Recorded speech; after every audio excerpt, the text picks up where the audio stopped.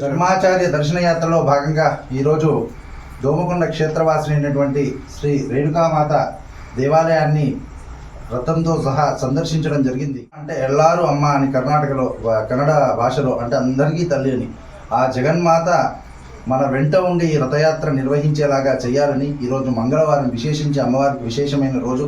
ఇప్పుడే అమ్మవారి 64 ఉపచారాలతో ఇక్కడ అర్చక స్వాములు అమ్మవారిని అర్చించడం జరిగింది.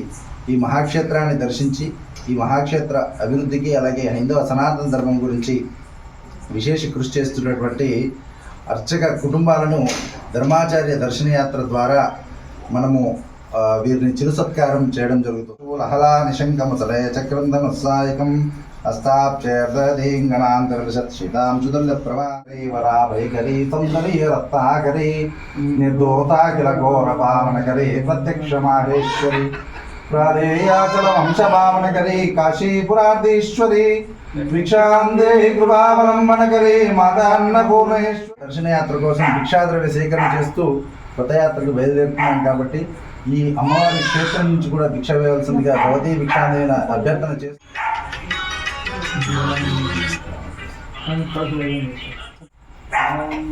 భవతీ భిక్షాందే